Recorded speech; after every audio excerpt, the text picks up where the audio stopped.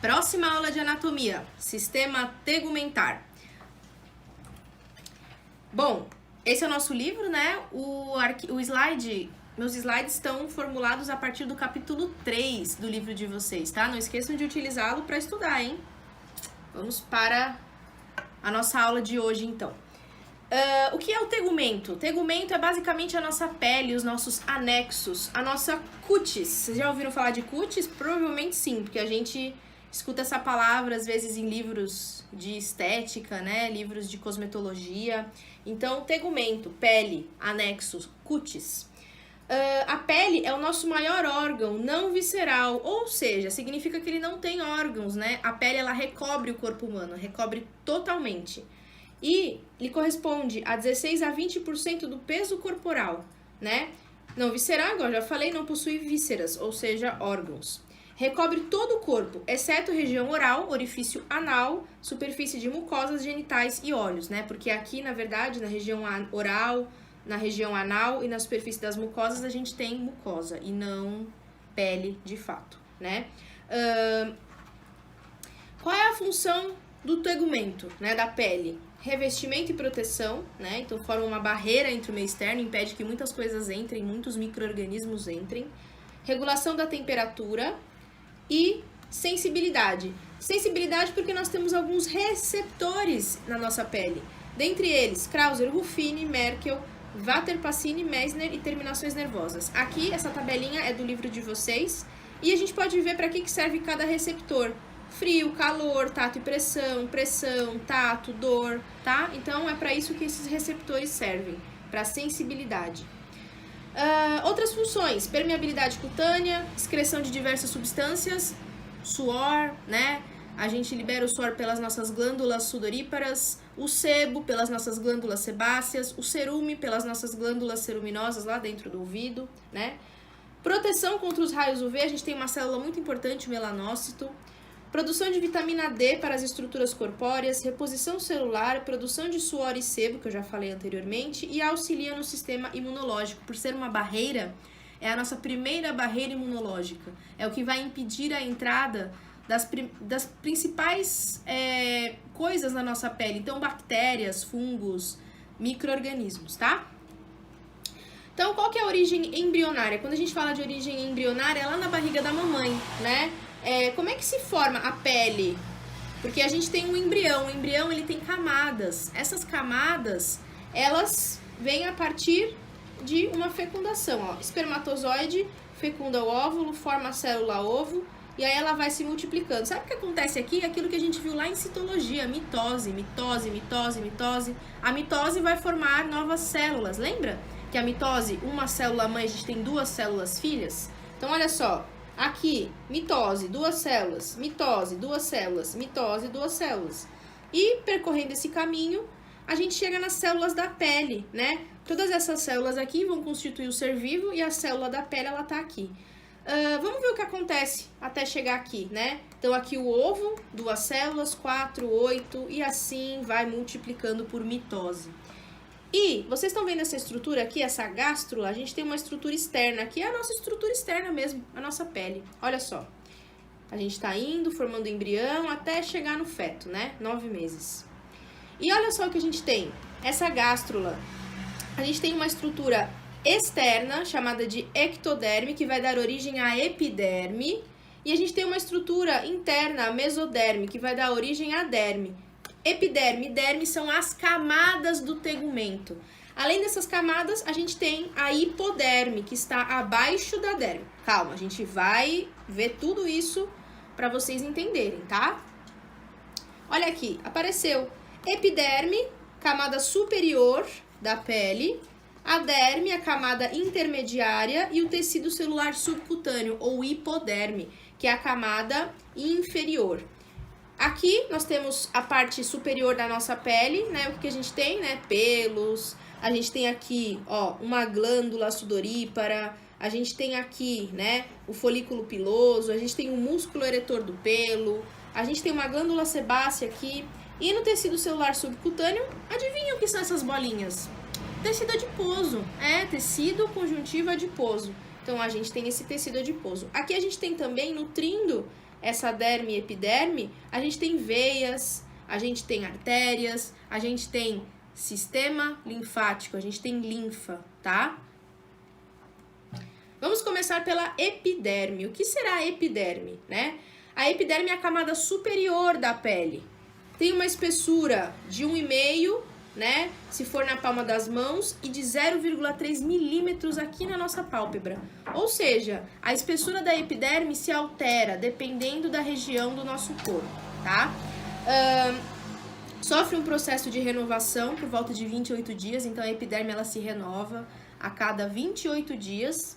As células elas vão se perdendo, processo de cornificação, que a gente vai ver daqui a pouquinho, e essas células vão se perdendo no ambiente, tá? Por isso que falam às vezes, né, a gente tá com pele morta, né, a pele tá se soltando. É justamente isso que acontece a cada 28 dias. E a epiderme ela é dividida em 5 camadas: basal, espinhosa, granulosa, lúcida e córnea.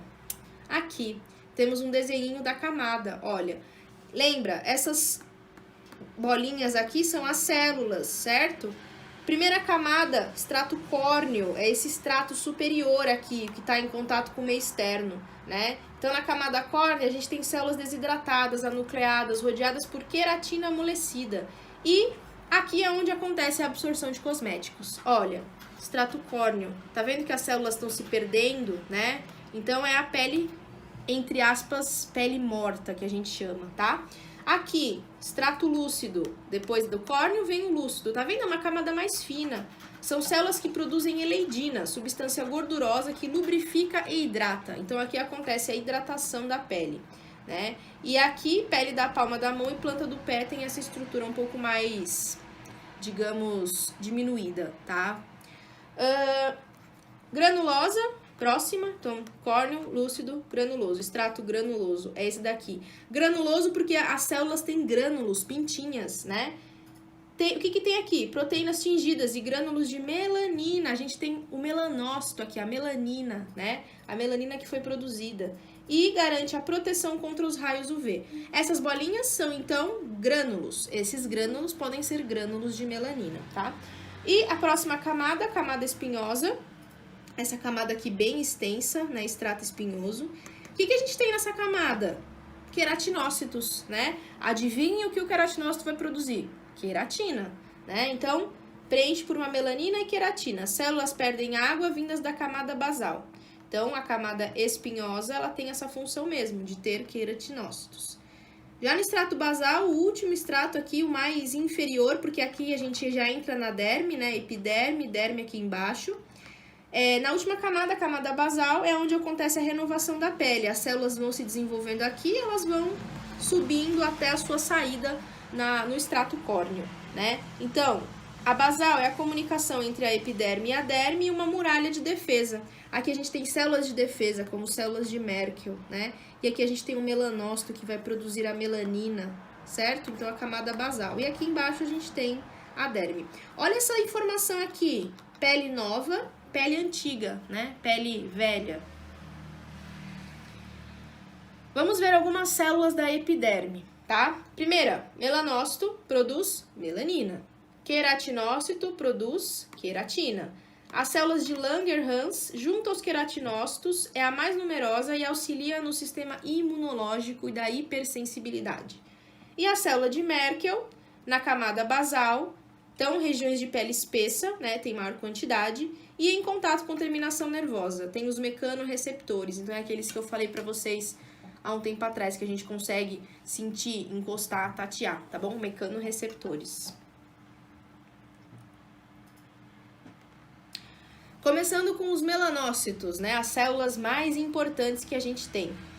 Os melanócitos, eles produzem um pigmento, a melanina, né? A melanina, ela é uma proteína. Vamos relembrar lá a nossa aula de citologia, né? Da química da vida. Então, a gente tem a melanina, que é uma proteína que é produzida pelos melanócitos. Juntamente com caroteno, mais a hemoglobina a gente vai ver no sistema cardiocirculatório, que é o que tem dentro das hemácias, né? Então, melanócito mais caroteno mais hemoglobina vai dar a cor, né? Por isso que quem tem mais melanina tem um tom de pele mais escuro, tá? E quem tem menos melanina tem um tom de pele mais claro, certo? Então, o melanócito ele é globoso, irregular e localizado na camada basal e espinhosa. Olha ele aqui, melanócito, né? E a melanina. Olha ele aqui que bonitinho, sendo produzido aqui, certo? E aqui a gente tem um processo de formação da melanina, né? Então, a gente tem, lembra dessa querida aqui, a nossa querida célula, né? Dentro da nossa célula a gente tem uma substância, tirosina. Essa tirosina sofre ação dessa enzima aqui, lembra que vocês fizeram atividade de enzima? O que a enzima faz mesmo? Acelera reações. Então, a tirosina, pela ação da tirosinase, forma uma estrutura ADOPA que fica guardada dentro de vesícula, dentro da célula. A tirosinase atua novamente, vai fazer algumas outras transformações e vai produzir o grão de melanina, tá? Então, dentro da célula do melanócito, a gente tem a formação do grão de melanina. E o que faz o grão? Ele pigmenta o interior da célula epitelial e oferece proteção contra o DNA. A gente tem aqui um serzinho, né? Uma organela dentro. Essa organela, ela é o núcleo. Lembra no núcleo que ele tem material genético e ele precisa ser protegido a todo custo, principalmente nas células da nossa pele. Os raios UV, eles degradam o nosso DNA. Então, a melanina ela é produzida justamente para isso, para defender o núcleo, para defender o material genético. Evitar que o sol, que os raios UV façam modificações nesse DNA, podendo gerar um câncer. O câncer é uma modificação, vocês também já fizeram atividade sobre isso. Câncer é uma modificação interna do DNA. Essa modificação interna, ela pode gerar, né, problemas, no caso, se gerar um câncer. E aí o grão de melanina, ele tem essa função, defender o DNA, né, defender essa estrutura contra os raios UV. Pessoas sem essa atividade aqui, dessa enzima tirosinase, elas têm falta de pigmentação, são os indivíduos albinos. Queratinócitos, produção de queratina, e passa por um processo de queratinização. Então, de 21 a 28 dias, esses queratinócitos, eles sofrem renovação até chegar na camada superior, na camada córnea da epiderme. Aqui a gente tem o processo de queratinização, então, olha, vem lá de baixo, as células vão ficando envelhecidas e se solta, né? Quando a gente faz alguns procedimentos, às vezes estéticos, né, principalmente peeling, a gente tem a renovação dessa camada de uma forma mais acelerada, tá?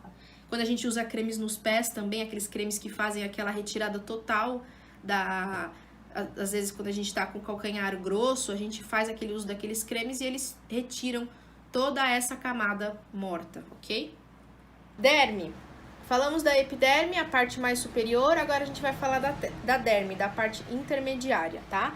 É a porção mais densa da pele, ou seja, mais espessa, mais grossa, né? Local de sustentação da epiderme. E aqui a gente tem, olha quem apareceu, tecido conjuntivo. Lembra dele lá da histologia, né? Então, na derme a gente tem tecido conjuntivo, MEC gelatinosa, tem colágeno, elastina, rica em carboidratos, vitaminas, enzimas, fibroblastos, fibrócitos, macrófagos, linfócito, plasmócito, mastócito, células adiposas e melanócitos.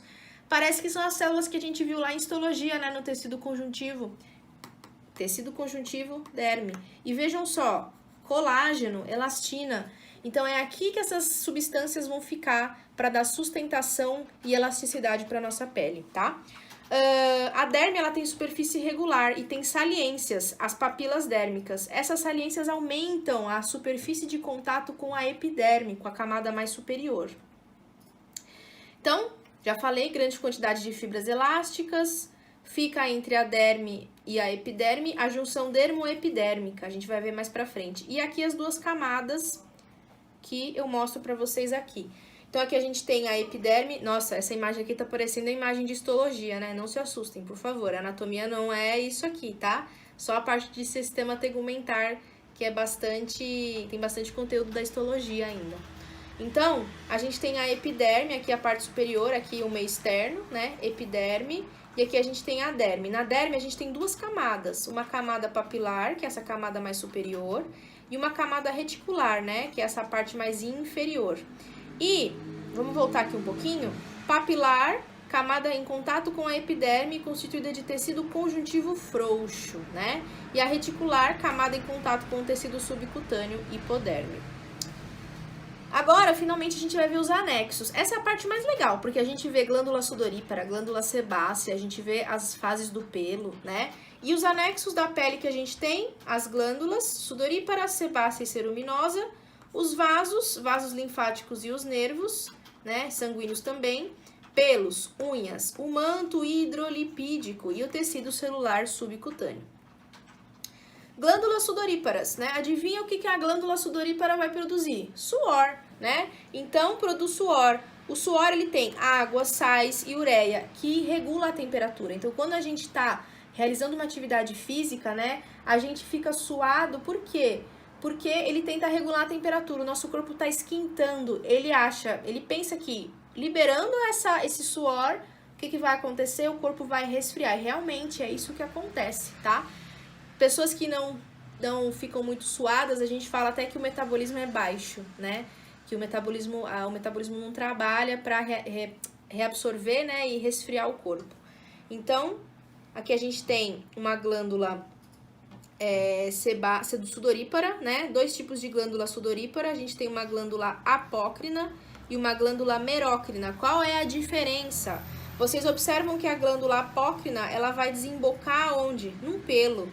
E a glândula merócrina, ela vai desembocar diretamente na superfície da pele, através de um poro. Então, essa glândula apócrina está presente onde? Axilas, região inguinal e pubis, né?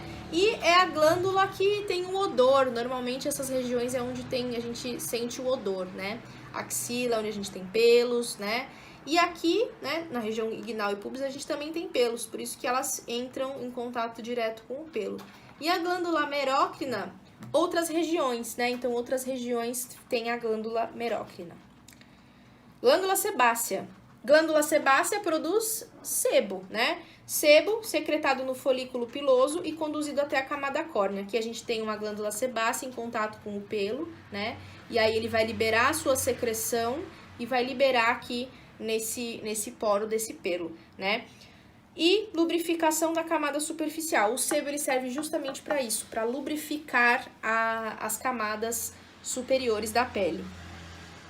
Glândula ceruminosa, acho que isso aqui eu já comentei com vocês em sala de aula. Glândula ceruminosa produz cerume. E o único local onde a gente tem glândula ceruminosa é aqui, ó, dentro do canal auditivo, né?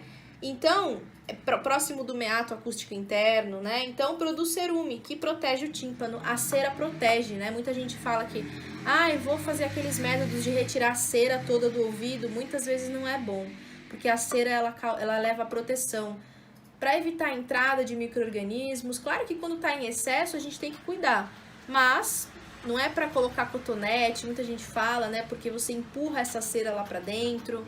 Então, glândulas ceruminosas. E a gente tem os vasos sanguíneos, linfáticos, nervos, né? Então, o vaso sanguíneo, ele vai levar o sangue, né, para essas regiões. Nutrir, aumenta a redução do fluxo sanguíneo para facilitar a perda de calor pelo corpo. Sistema linfático, né? Então, a gente tem um sistema linfático que é nesse sistema linfático que vai correr a linfa. E a linfa vai ser o principal parte do nosso corpo que vocês vão trabalhar quando vocês fizerem as drenagens linfáticas, tá? Por isso que a drenagem linfática, ela é uma massagem superficial. Nada de apertar, de empurrar, deixar roxo. A drenagem linfática, ela não pode ter esse efeito, porque ela vai trabalhar o mais superficial dos vasos linfáticos que ficam na pele, né? Então, não é interno no músculo, né? Superficial. E a gente tem os nervos e órgãos sensoriais, que a gente já viu que são os receptores, né? Pelos e unhas. Pelos e unhas são queratinizados. A gente tem acúmulo de queratina nessas estruturas. A unha, principalmente, né? Quando a gente tá com pouca queratina, a nossa unha fica fraca. Então, pelos e unhas tem queratina. O pelo. Pelo, a gente tem 3 fases do pelo. Para quem faz depilação, sabe disso, né? Quem faz sobrancelha sabe também. Quando ela mexeu na sobrancelha, a gente sabe, porque a gente vê que o pelo tá numa fase errada. Aí tem que até falar às vezes, espera a fase do pelo Ah, e aí você vai fazer a sobrancelha, aí você sai de lá, o pelo cresce no dia seguinte. Aí vai reclamar com quem fez a sobrancelha. Mas aí tem que explicar. Não, o pelo, eles têm fases diferentes. Os pelos estão em fase diferente. Para deixar os pelos na mesma fase, tem que deixar tudo crescer para depois arrancar tudo de uma vez, né? E às vezes ainda tem pelo que nasce. Porque a gente tem fases, olha.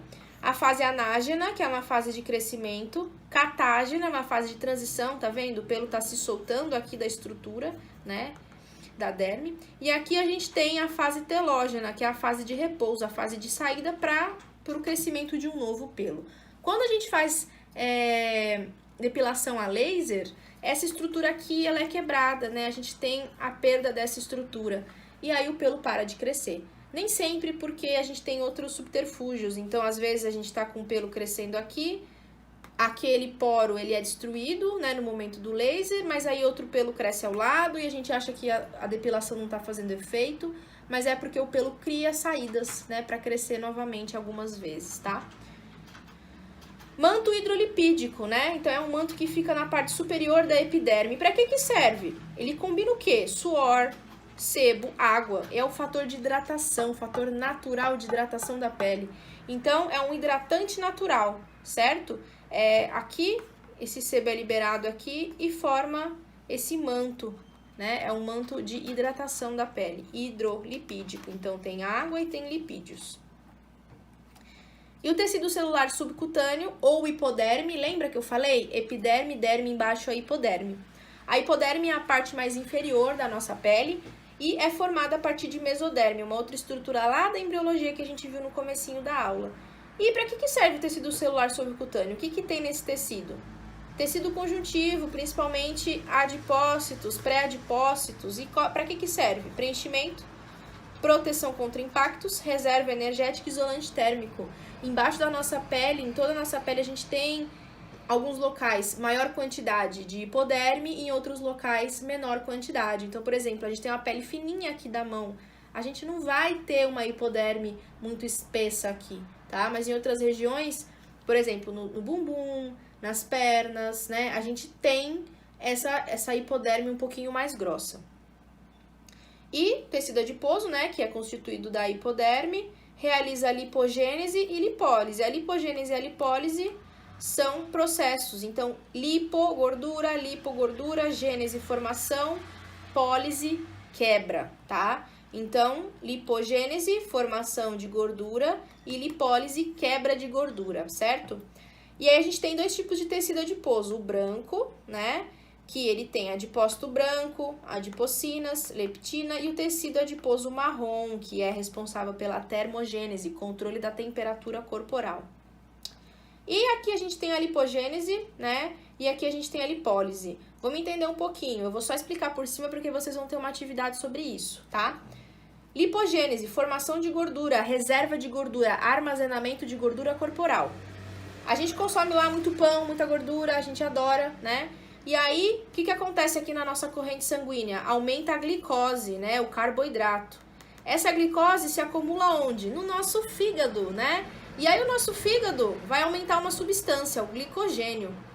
O glicogênio vai se transformar em ácidos graxos na corrente sanguínea. Olha só, ácido graxo, lembra, é gordura.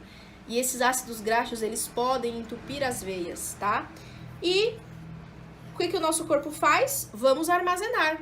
Armazenar esse excesso de gordura onde? No tecido adiposo.